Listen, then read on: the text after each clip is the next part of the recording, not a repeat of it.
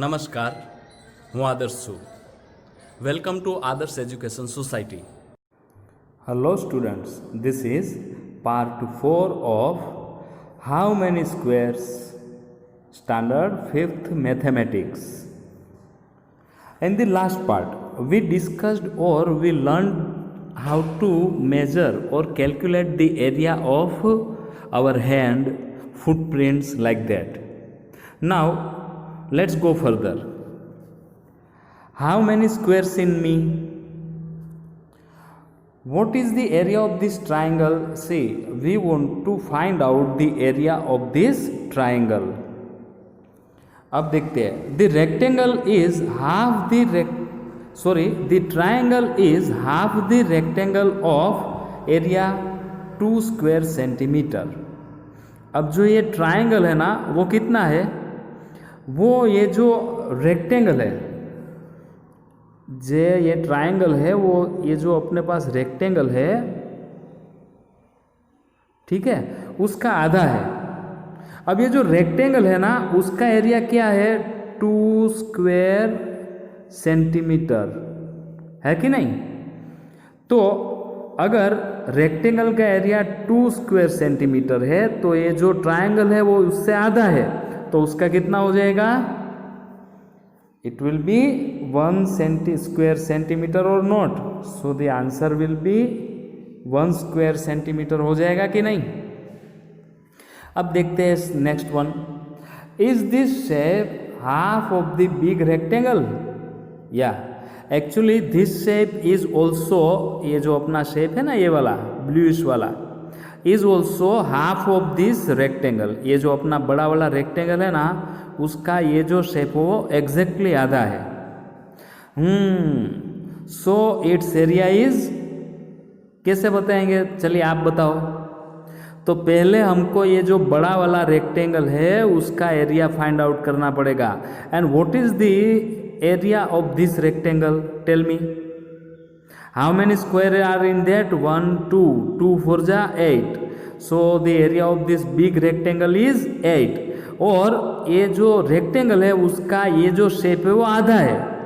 तो रेक्टेंगल का एरिया अगर 8 स्क्वायर सेंटीमीटर है, तो उसका आधा एरिया कितना होगा? 4 square centimetre. So the area of this shape will be 4 square centimetre. Isn't it? चलिए आगे देखते हैं. Right the area in square centimetre of the shapes below. अब आपने क्या करना है? ये सभी जो शेप्स है उसके एरिया स्क्वायर सेंटीमीटर में फाइंड आउट करने हैं. ठीक है, चलिए इस एक्सरसाइज को देखते हैं. पहले है अपना ए वाला शेप, है ना? ए वाला शेप कौन सा है? ट्राइंगल है कि नहीं? चलिए, तो ये ट्राइंगल का एरिया फाइंड आउट करते हैं. एरिया ऑफ ट्राइंगल ए, ये वाला, एरिया ऑफ 3 कंप्लीट स्क्वायर्स. तो इसमें पहले तो देखते हैं एरिया ऑफ 3 कंप्लीट स्क्वायर्स. अब कंप्लीट स्क्वायर्स कौन से है? ये वाला और ये वाला. This 3 are complete squares. फिर area of more than half filled squares, that is 3. Area of 3 more than half. अब वो देखते हैं. देखिए, ये 3 मतलब 1, ये मैं चेंज कर देता हूँ. So this is 1 2 and 3. ये जो 3 है वो मोर देन हाफ फील्ड है. तो area of 3 complete and 3 more than half. More than half को भी फुल ही ले लेना है. ठीक है, तो 3 + 3 is equal to 6 square centimetre. Okay, फिर आगे देखते हैं ए वाला बी. तो ये जो बी वाला है उसका area of square B is equal to area of 4 complete squares. अब 4 कंप्लीट स्क्वायर्स को पहले देखते हैं. See this 1 2 3 and 4 are complete squares, है कि नहीं? फिर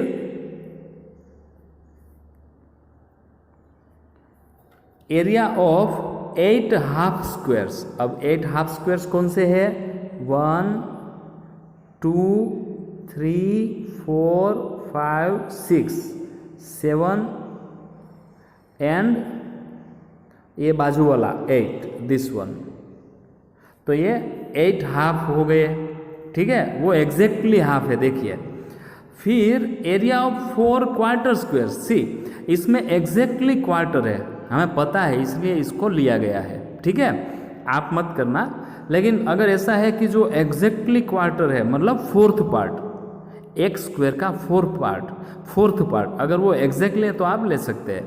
तो ये कितने हैं, 4 है। चलिए वो भी देखते हैं, how to find out this 4। See this 1 2 3 and 4, तो ये 4 क्वार्टर है।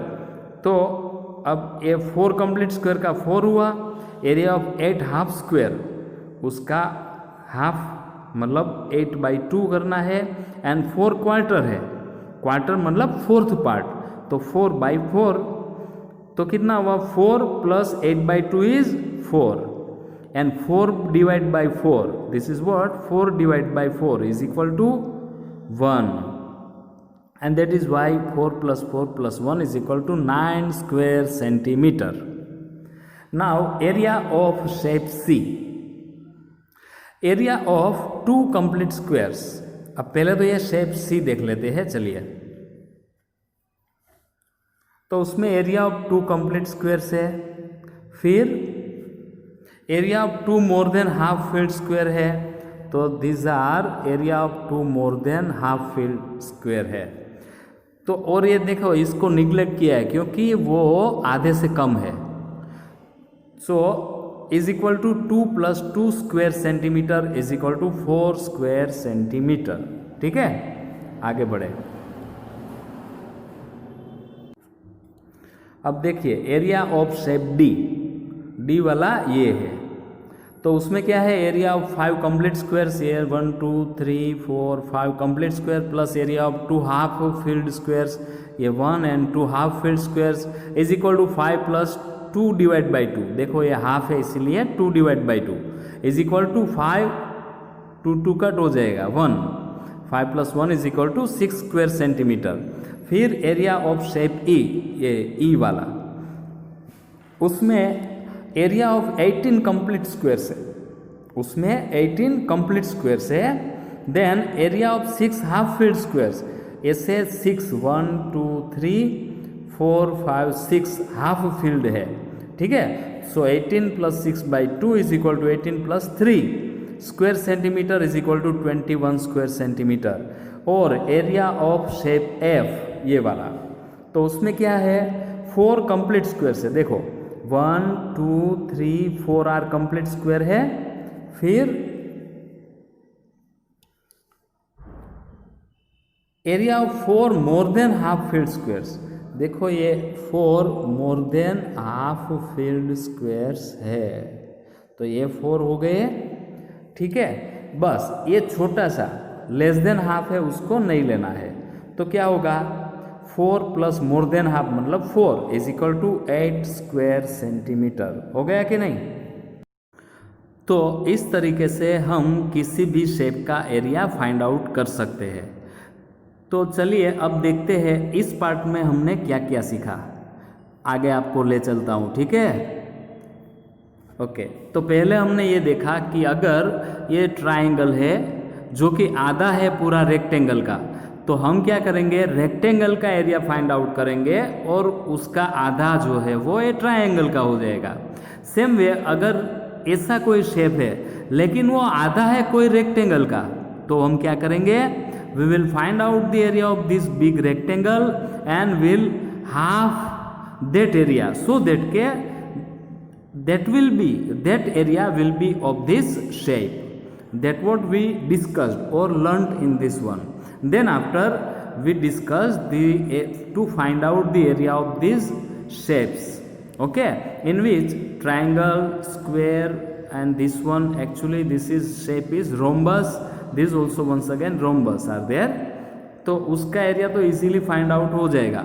लेकिन ये जो थोड़े ऐसे शेप है उसका भी एरिया हमने फाइंड आउट किया, ठीक है। तो ये जो सब कुछ था अभी हमने इस पार्ट में सीखा and will meet you in the next session. Thank you for joining us. Take care of yourselves and we'll meet you in the next session. Thank you.